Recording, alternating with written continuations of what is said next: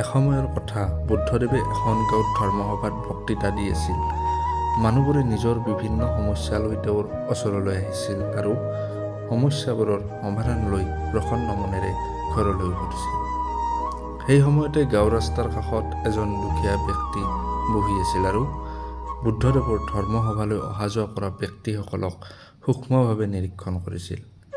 তেওঁ দেখি আচৰিত হৈছিল যে মানুহবোৰ ধৰ্মসভালৈ বহুত দুখ মনেৰে যায়, কিন্তু যেতিয়া ঘূৰি আহে তেওঁ লোকক বহুত সুখী আৰু প্ৰফুল্লিত হোৱা দেখা যায়।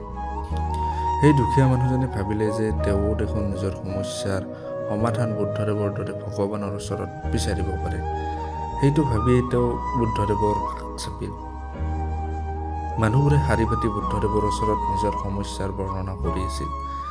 যেতিয়া তেওঁৰ পাল আহিল, তেওঁ পোনপ্ৰথমে বুদ্ধদেৱক প্ৰণাম কৰিলে আৰু সুধিলে, প্ৰভু, এই গাঁৱৰ প্ৰায়বোৰ মানুহে সুখী আৰু ধনেৰে সমৃদ্ধ, তেনেস্থলত মই দুখীয়া কিয়?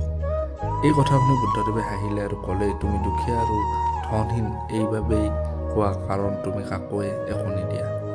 এই কথাত দুখীয়া ব্যক্তিজন আচৰিত হ'ল আৰু ক'লে, প্ৰভু, মোৰ ওচৰত আনক দিবলৈ একোৱেই নাই। মই নিজেই জীয়াই থকাটো জটিল হৈ পৰিছে। মানুহক খুজি মাগি নিজৰ পেটটো বচাই আছো। ভগৱান বুদ্ধ অলপ সময় নীৰৱ হ'ল। পুনৰ ক'লে, তুমি বহুত অজ্ঞানী। আনক দিবলৈ ভগৱানে তোমাক বহুত দ্ৰব্য দিছে। তোমাক হাঁহি প্ৰদান কৰিছে, যাৰ দ্বাৰা তুমি আনৰ মনত আশাৰ সঞ্চাৰ ঘটাব পাৰা। তোমাক এখন মুখ দিছে, যাৰ সহায়ত মিঠা শব্দেৰে আনক প্ৰশংসা কৰিব পাৰা। দুখন হাত দিছে, যাৰ সহায়ত আনক সহায় কৰিব পাৰা। ভগৱানে দিয়া এই তিনিপদ বস্তু থকা কোনো মানুহ দুখীয়া বা ধনহীন হ'ব নোৱাৰে। ধনী দুখীয়াৰ বিচাৰ মানুহৰ মনৰ এটা ভ্ৰমহে মাত্ৰ, যিটোৰ অৱস্থিতি আমাৰ মনৰ বাহিৰত হোৱা উচিত। কেতিয়াও মনত নিজকে ধনহীন ভাৱ আহিবলৈ নিদিবা। দৰিদ্ৰতা নিজেই আঁতৰি যাব।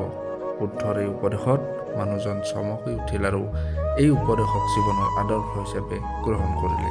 নিজকে দুখীয়া বা ধনহীন বুলি তেওঁ আৰু কাহানিও দুখী নহ'ল।